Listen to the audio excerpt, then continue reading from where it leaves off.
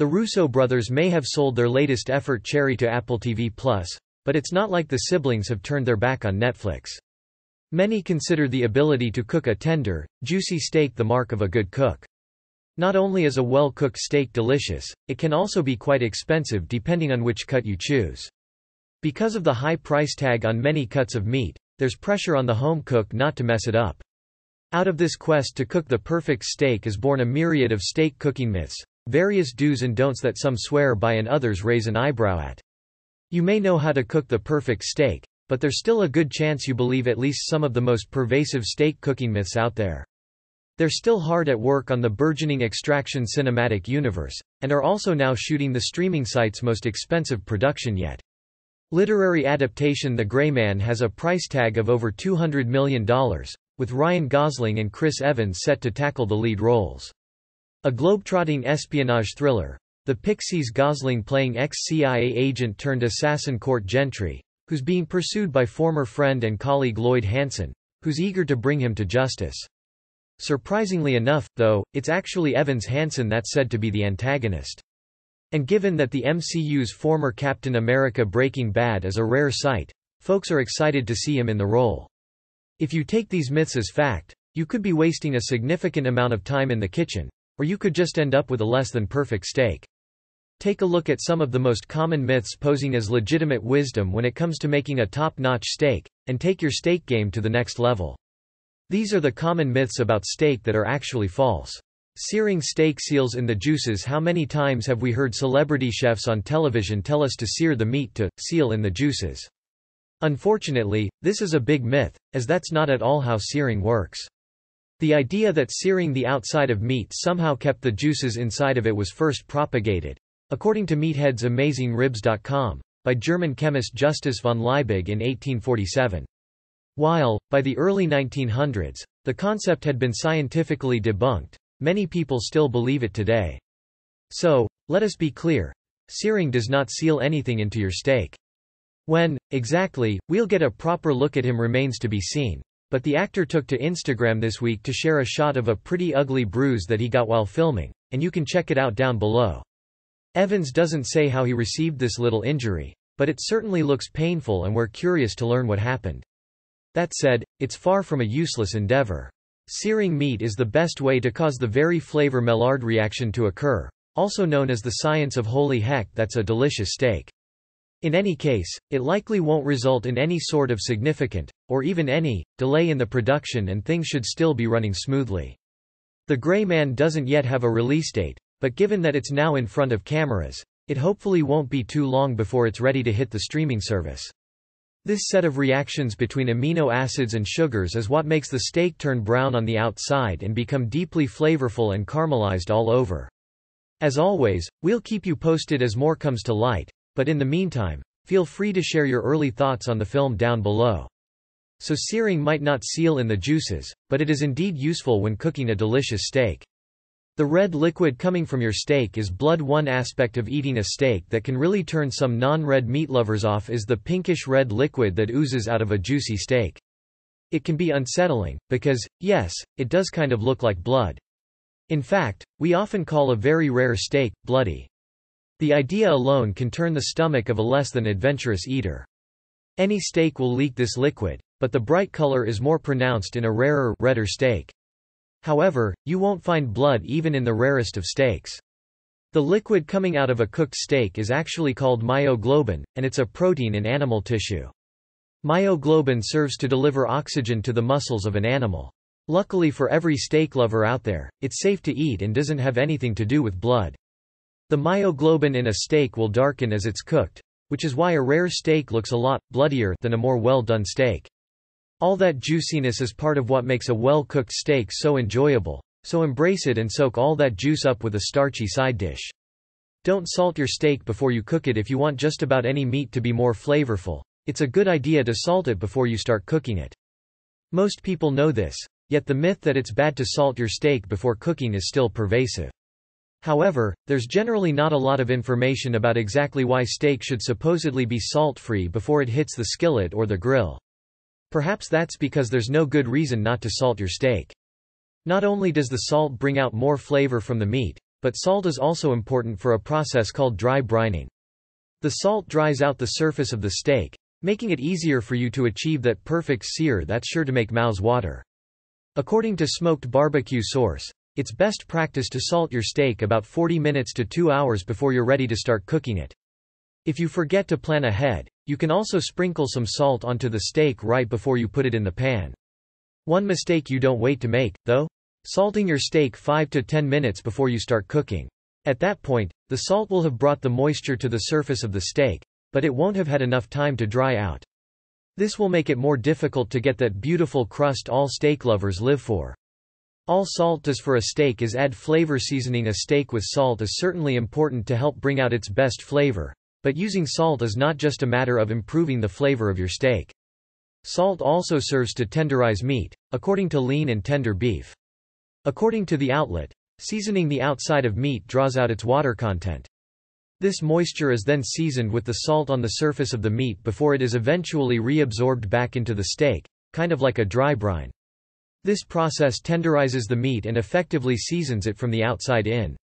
It's for this very reason that many experts recommend seasoning grass-fed meat, according to Pineshine Farms. Cuts from grass-fed animals tend to be tougher than corn or grain-fed meat. They typically need at least 1 hour, and sometimes even longer, to sit with some salt before being cooked. The result will be a tasty, perfectly seasoned steak that also boasts a wonderful texture, and no meat mallet is necessary. It's bad to stick a fork in your steak before you're ready to eat. This myth makes a lot of sense at first glance. The reasoning behind it is this. Sticking a fork in your steak before it's on your plate only lets the juices run out of it, juices you want to be sealed inside. Yes, of course, you might lose some of those juices when you stick a fork in it, but it's not going to make a difference when it comes to taste or tenderness. Want to flip your steak with a fork? It may not be conventional, but we don't judge, and it's not going to ruin your steak.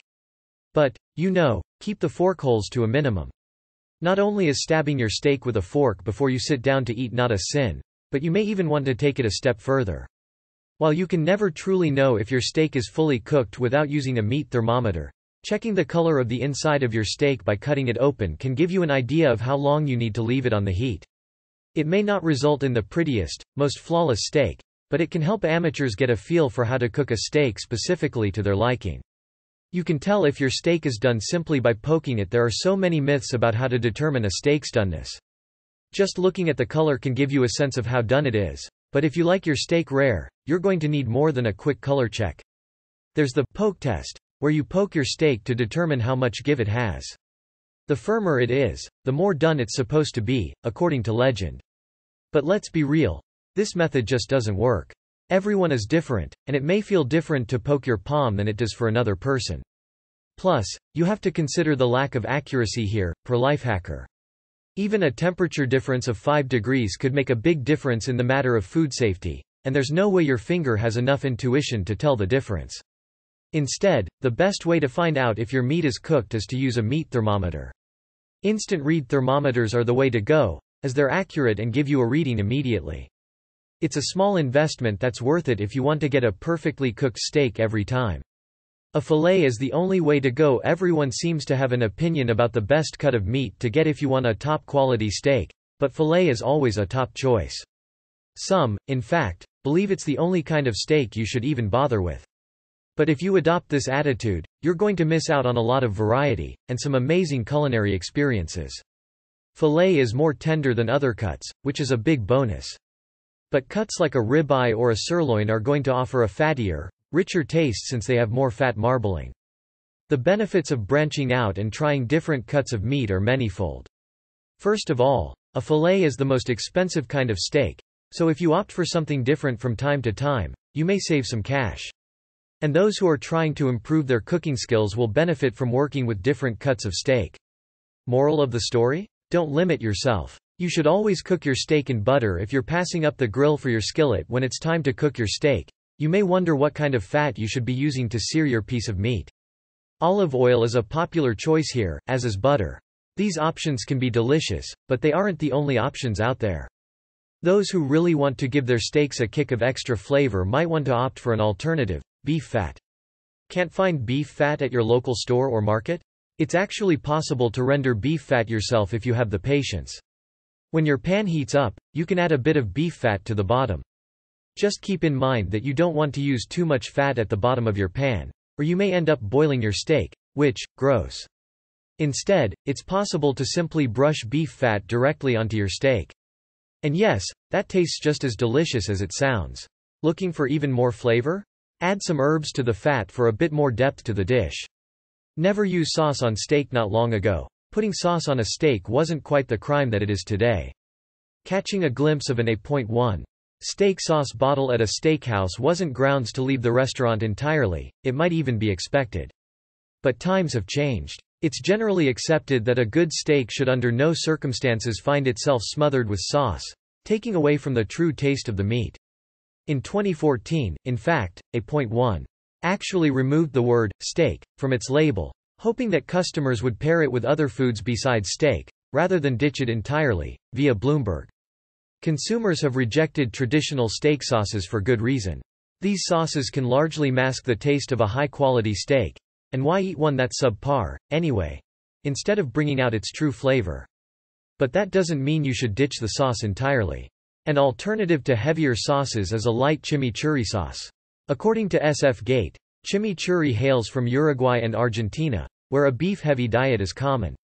Rather than covering the taste of steak, a nice, herbaceous, vinegary chimichurri will highlight all its strengths.